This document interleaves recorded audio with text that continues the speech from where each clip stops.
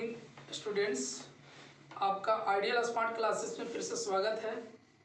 मैं पिछले कक्षा में आप लोगों को हिंदी ग्रामर का क्लास लिया था, जिसमें मैं बहुत बेसिक से हिंदी क्या है और कहते किसको हैं इसके बारे में मैंने चर्चा किया था। एक चीज़ मैं फिर से बता देना चाहता हूँ, एक उसमें छूटा हुआ था कि हिंदी के जो है अगर बोला जाए तो हिंदी के हिंदी में लिखते हैं, हिंदी के जनक कौन है, हिंदी के जनक कौन थे या कौन है, तो भारतेंदु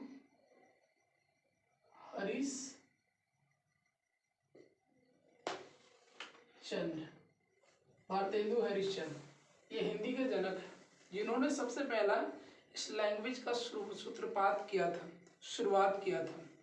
आइए हम लोग अब सेशन को आगे बढ़ाते हुए आज सेशन 2 पर बात कर रहे हैं। ये सेशन 2 में हम लोग पढ़ने वाले थे क्या, कल हम लोग लिपि तक बात किए थे लास्ट। आज हम लोग बात करते हैं कि व्याकरण क्या है, व्याकरण कहते किसको है, क्यों जरूरत है व्याकरण की, इसके बारे में जानकारी लेंगे। व्याकरण की आवश्यकता क्यों है, आखिर हम लोग व्याकरण क्यों पढ़ते हैं। लैंग्वेज की हमने बात किया था हिंदी के बारे में, तो हिंदी तो बेसिकली भाषा है। जिस समुदाय में या जिस माहौल में रहेंगे आप उस लैंग्वेज को सीख जाएंगे। लैंग्वेज सीखना आसान है, लेकिन लैंग्वेज में जो लिखित जो भाषा है उसको करेक्ट करने के लिए आपका व्याकरण का जरूरत पड़ता है। इसी प्रकार से इंग्लिश में भी इंग्लिश लैंग्वेज सीखा जा सकता है, लेकिन उसको करेक्ट करने के लिए इंग्लिश ग्रामर की जरूरत है, लैंग्वेज को करेक्ट यानी शुद्ध करने के लिए। इसी प्रकार से ये हमें व्याकरण का जरूरत पड़ता है। अब हम लोग इसमें जानेंगे, पहला जैसे है क्या कि व्याकरण कहते किसको है। चलिए इस पर देख लेते हैं, फोकस करते हैं थोड़ा।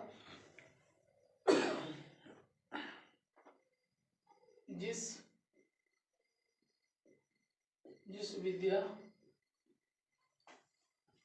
से शुद्ध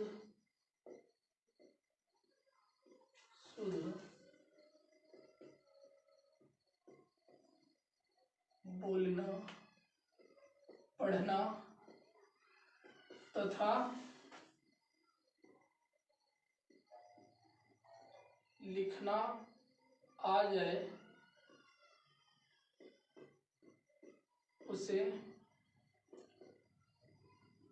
उसे व्याकरण कहते हैं।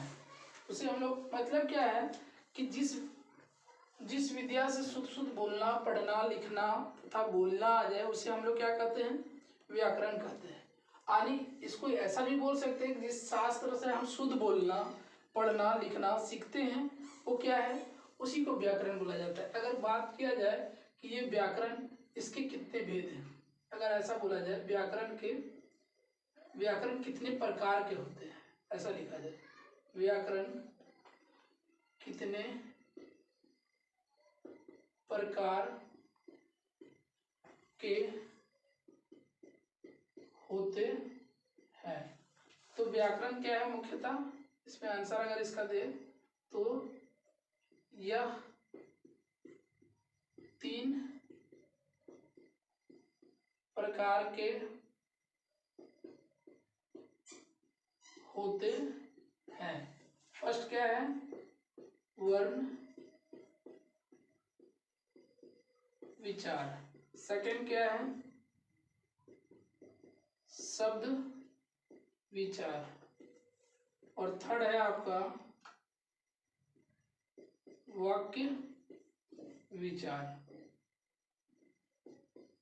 स्टूडेंट्स, इसमें ऐसा है कि हम लोग व्याकरण में सीखेंगे, इसका एक एक करके अलग अलग पहलुओं को हम लोग सीखेंगे और जानकारी लेंगे कि आखिर ये वर्ण, अभी तो हम लोग देखेंगे व्याकरण के 3 प्रकार हैं, वर्ण विचार, शब्द विचार, वाक्य विचार। हम लोग जो है इसमें जानकारी प्राप्त करेंगे कि आखिर ये वर्ण क्या है, शब्द क्या है, वाक्य क्या है। लेकिन हम लोग क्या करेंगे इसमें कि एक एक करके टॉपिक वाइज हम लोग इसमें चर्चा करेंगे। आज हम लोग, अगर आप लोग चाहें तो इसको राइट डाउन कर सकते हैं, क्योंकि इसके आगे हम आज जो है वो लेटर के बारे में आप लोग को बताएंगे, वर्ण के बारे में। एक बार स्क्रीनशॉट करें, उसके बाद चलिए मिटाते हैं। आगे सेशन को आगे बढ़ाते हुए इसको हम लोग करेंगे। चलिए वर्ण के बारे में अब जानकारी लेंगे। वर्ण, आखिर वर्ण इसको इंग्लिश में बोला जाता है क्या, लेटर। अब इसके बारे में समझिए थोड़ा, वर्ण क्या है। आखिर सबसे पहला जो टॉपिक है वर्ण क्या है। तो वर्ण क्या है अगर हम लोग देखें, चलिए स्टार्ट से देखते हैं, शुरुआत से। तो इसको बोला जाता है क्या, वर्ण उस वर्ण मूल, वर्ण उस मूल ध्वनि को कहते हैं जिसका खंड या टुकड़ा नहीं किया जा सकता है। कहने का मतलब यह है कि वर्ण उस मूल ध्वनि को कहते हैं जिसका खंड या टुकड़ा नहीं किया जा सकता है। कहने का मतलब जैसे हो गया का, तो का एक ऐसा अक्षर है, ऐसा वर्ण है जिसको और टुकड़ा हम लोग नहीं कर सकते हैं। इसी को हम लोग क्या बोलते हैं, वर्ण बोलते हैं। का एक प्रकार का क्या है, वर्ण है। अगर इसका एक और देखिए, और थोड़ा उच्चतर क्लास के लिए थोड़ा इसका डेफिनेशन थोड़ा चेंज होता है। क्या बोलता है शॉर्ट में इसको, भाषा की सबसे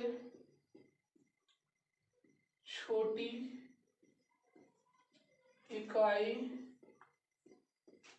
को वर्ण कहते हैं। मतलब क्या देखें इसमें, भाषा की सबसे छोटी इकाई। भाषा में हम लोग क्या बोलते हैं, भाषा में हम लोग शब्द का यूज करते हैं। जैसे हो गया क्या, मान लीजिए कलम बोले, कलम, कलम। तो कलम हम लोग जो बोलते हैं ना, ये तो मेरा भाषा है ना। कलम बोले किसी को, ये कलम मांगने के सेंस में बोले तो ये एक तरह का क्या है, भाषा है मेरा। तो कलम जो है ना, अगर इसका हम लोग इकाई संख्या बोले, इकाई अक्षर बोले, ऐसा इकाई, दहाई, सैकड़ा। इकाई कहने का मतलब क्या है, इसका नॉर्मल इकाई स्थान वाले। तो ये जो माँ निकल करके आपका अभी काल का अल्लाह को अलग कर दे, अब इसमें एक माँ, इकाई संख्या कौन था इसका, माँ। माँ क्या है, इसी को तो बोलते हैं भाषा, वर्ण बोलते हैं। भाषा की सबसे छोटी इकाई को क्या, वर्ण बोलते हैं। अब आप देखें ये भी एक वर्ड है। अब अगर इसकी हम लोग फिर इकाई करें तो इकाई पर कौन आ गया, अब की बार ला आ गया, ला। अगर इसका इकाई करते हैं तो अब में ला आ जाता है।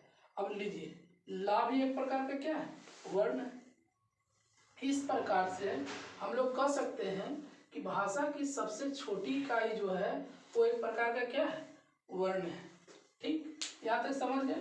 अब हम लोग आगे बढ़ते हैं। आगे ये बढ़ते हैं कि आखिर वर्ण को कितने भेद हैं या वर्ण कितने भागों में बांटा जा सकता है। चलिए वर्ण के भेद, वर्ण के भेद के बारे में हम लोग जानेंगे। वर्ण के कितने भेद हैं, तो वर्ण के भेद तीन भेद है। कितने भेद हैं इसका, 3 भेद है। वर्ण के भेद कितने हैं, 3 भेद हैं। कौन कौन है, फर्स्ट देखते हैं। पहला क्या है, नंबर 1, जिसका नाम है स्वर वर्ण, स्वर वर्ण। सेकंड क्या है, व्यंजन वर्ण, व्यंजन वर्ण। और थर्ड क्या है, अयोग्य वर्ण, अयोग्य वर्ण। अगर हम लोग इसकी डेफिनेशन जाने कि आखिर ये फर्स्ट वाला जो स्वर है वो स्वर क्या है, तो डेफिनेशन के आधार पर हम लोग देखिए क्या है डेफिनेशन इसका। कि जिन वर्णों में किसी दूसरे वर्णों की सहायता नहीं ली जाती है उसे स्वर वर्ण कहते हैं। कहने का मतलब है कि जिन वर्णों में किसी दूसरे वर्णों की सहायता नहीं ली जाती है उसे हम लोग क्या कहते हैं, स्वर वर्ण कहते हैं। जैसे में बात करेंगे क्या आता है, जैसे में हो गया आपका जैसे या, आ, से, औ,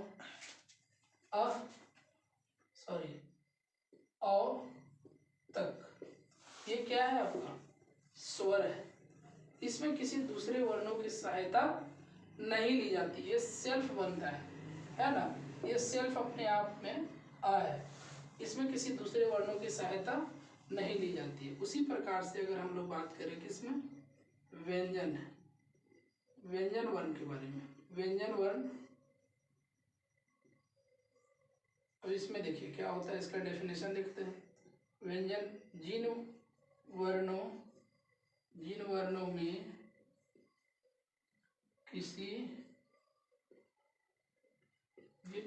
किसी लिखना यहाँ कोई जरूरत नहीं है, डायरेक्ट लिख देते हैं हम लोग। जिन वर्णों में स्वर वर्णों की सहायता ली जाती है उसे व्यंजन वर्ण कहते हैं। देखिए इसमें क्या है कि जिन वर्णों में स्वर वर्ण की सहायता ली जाती है उसे हम लोग क्या कहते हैं, व्यंजन वर्ण कहते हैं। जिन वर्णों में स्वर वर्ण की सहायता ली जाती है उसे हम लोग क्या कहते हैं, व्यंजन वर्ण कहते हैं। जैसे फॉर एग्जाम्पल देखिए कैसे, जैसे मान लीजिए का, तो ये आपको पता है ये का कैसे बना था, इसका एग्जाम्पल ऐसे, जैसे का से लेकर के ज्ञा तक ये सब क्या है, व्यंजन वर्ण है, ठीक है। तो ये आपको पता होना चाहिए कि ये का कैसे बना था, का उत्पत्ति कैसे हुआ होगा। तो ये क्या था, ये अपने आप में पूरा नहीं था। मान लीजिए ये का है, का, तो का बना है कैसे, का और का में हलंत के मतलब आधा का, अल्प का, ये पहले आधा का था, उसमें क्या हुआ, एक स्वर जुड़ा, ये का है व्यंजन, आ क्या है, आ एक स्वर है, क्या है, स्वर है, ठीक है। अब ये क्या है कि ये स्वर जुड़ करके ये पूरा का निर्माण किया है, मतलब आधा का और उसमें आ क्या है, अभी बताए थे, आ जो है स्वर है, उसमें से जुड़ करके ये पूरे का निर्माण करा है। कहने का मतलब इसमें जितना भी अक्षर है का से लेकर के ज्ञा, टोटल अक्षर में किसी न किसी स्वर का संयुक्त हुआ है, मिला है, तब कहीं जाकर के अपना पूरा सेंस। इसका मतलब है कि इसमें सहायता ले रहा है किससे, स्वर वर्ण से। कौन ले रहा है, ये आपका व्यंजन वर्ण। अब हम लोग आगे देखेंगे लास्ट आज का, वो है अयोग्य वाह वर्ण। एक लास्ट इसमें देखेंगे तीसरा जो वर्ण, पहले के व्याकरण में ज्यादातर उसका उल्लेख नहीं मिलता था, लेकिन ये नया व्याकरण में इसका उल्लेख है, अयोग्य वाह वर्ण। ये कहते किसको है, तो इसमें बेसिकली क्या आता है, अंग और आह को अयोग्य वर्ण कहते हैं। यानी अंग और आ, इसमें हम लोग और तक लिए थे ना, इस अंग और यह को हम लोग क्या बोलते हैं, अयोग्यवाह वर्ण बोलते हैं।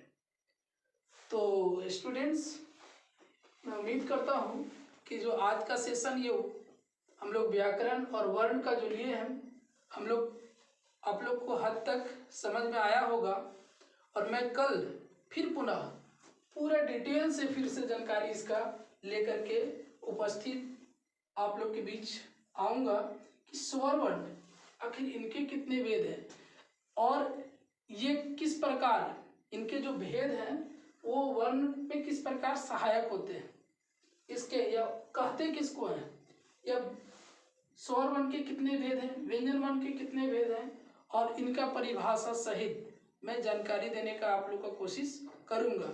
और जब ये पूरा टोटल कंप्लीट हो जाएगा तब हम लोग फिर से शब्द में जाएंगे और एक एक टॉपिक अंदर तक जितना भी उसका डेफिनेशन है, जो भी मैटर है, सब हम डिटेल से आप लोग को जानकारी देंगे। ठीक है स्टूडेंट्स, मिलते हैं कल फिर नेक्स्ट वीडियो के साथ। तो फिर हमारा आइडियल स्मार्ट क्लासेस को अगर आप इससे जुड़ना चाहते हैं तो चैनल को subscribe and like and share जरूर करें, ताकि आपको आने वाली नेक्स्ट वीडियो आपको मिले। ठीक है, थैंक यू।